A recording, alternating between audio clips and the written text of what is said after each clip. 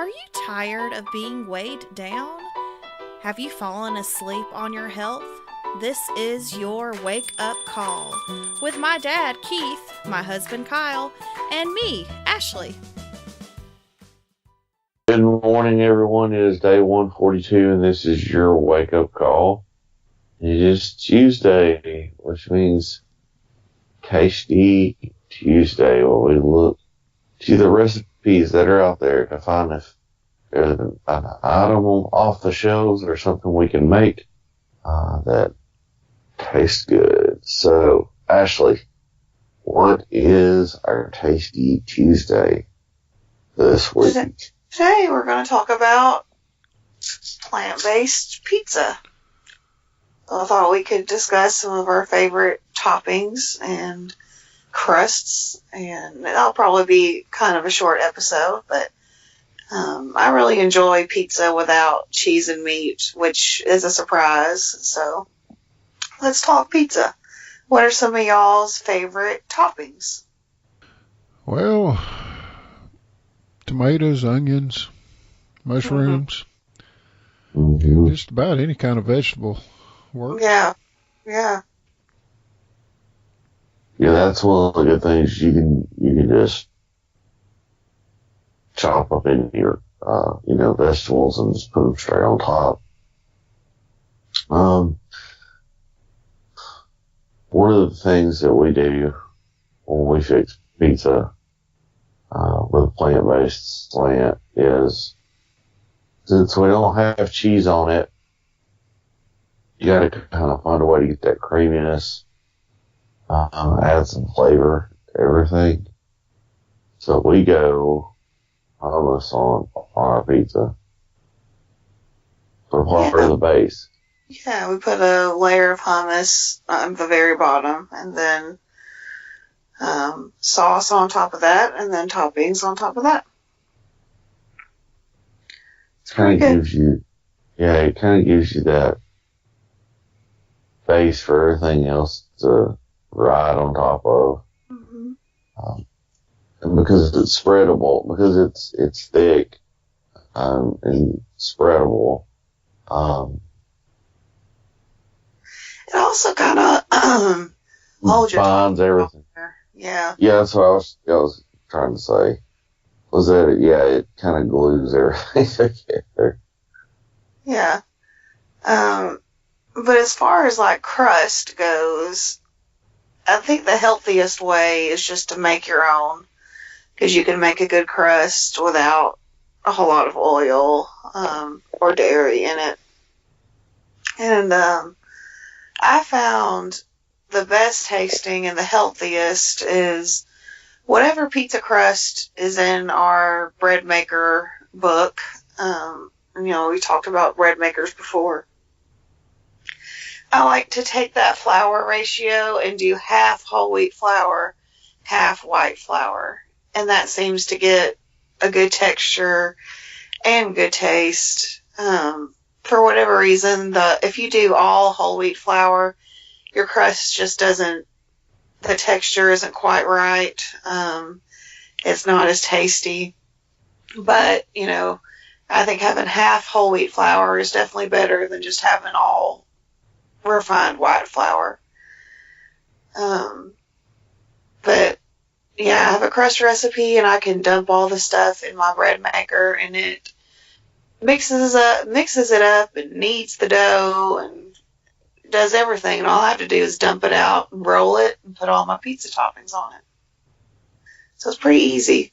That's definitely the healthiest version of crust. And then we like to, this is our little cheat, but at Aldi, they have packs of already baked naan bread, which is just like a flatbread. And those have a little bit of oil in them, but I love to take those and put our toppings on them and bake them, because they have such a good texture, and they get a little bit crispy on the bottom, and they're just really good. And if you're trying to go super low refined carbs, you can use like a whole wheat tortilla. that's a little bit more messy. Usually I end up kind of rolling that up like a burrito before it's over. But you just stick your tortilla, put everything on it, and bake it. Of course, you're not going to bake it as long either because it'll burn. But those are some really easy options for crust. And even the kind of crust you get like in the can out of the biscuit section is usually it usually doesn't have any dairy in it, but it usually does have a lot of oil in it. So it just depends on what you're trying to do. If you're having a little treat night, then you don't eat pizza every night of the week. I think it'd be okay to use a crust that had a little oil in it, but it's a good little meal. And like Dad said, pretty much any vegetable that you like goes great on a pizza. I really like spinach, and I've done it with broccoli before. I really like broccoli on it. It's just whatever you've got in your fridge and whatever you want to put on your pizza, go for it.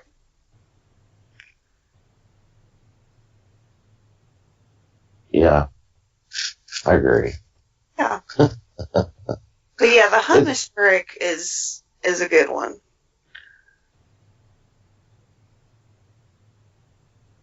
I'm just trying to think of obscure stuff that go on there.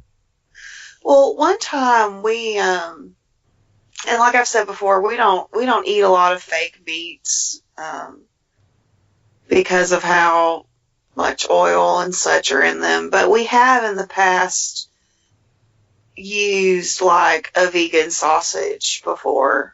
Yeah. And kind of brown that up and put it on our pizza. And that's all right too. It's pretty good. If you've got a hankering for something like that, it's definitely a better option than putting real sausage on your pizza. And of course there's vegan cheese out there, again, full of oil, but I don't really like it. It doesn't do anything for me. A lot of the kinds we've tried don't have a lot of taste in them. So to me, putting it on my pizza, it's just making it unhealthy and not really taste better. That's how I feel about that. All right. Yeah. All right. So, I was just thinking, this kind of popped into my head. I mean, even any canned vegetables. Now, generally some canned vegetables, I'm thinking about things like artichoke hearts or hearts of palm. Or corn even. That'd give a little crunch there. Yeah. Drain them really well. Mm-hmm. Where do you put them on there? Or even canned spinach or greens. But yeah, drain them really, really, really good before you put them on your pizza, because you don't want to make your pizza so soggy that it doesn't crisp up. And another one of the good things about doing it with little personal pizzas, then, you customize for yourself, but you got the whole small pizza to yourself. Right. And that is good because it's kind of a portion control. That's true. You can know when to kind of cut yourself off because you eat a whole pizza. But it's a small pizza, but it's a whole pizza. So, to not keep going back. Lots of good ideas. Yeah. So if you haven't tried pizza without meat and cheese, you should try it. It's actually really tasty. This has been your Tasty Tuesday episode. Let us know what some of your favorite toppings are if there was something we haven't mentioned. Thank you for listening, and we'll be back tomorrow with What's That Wednesday.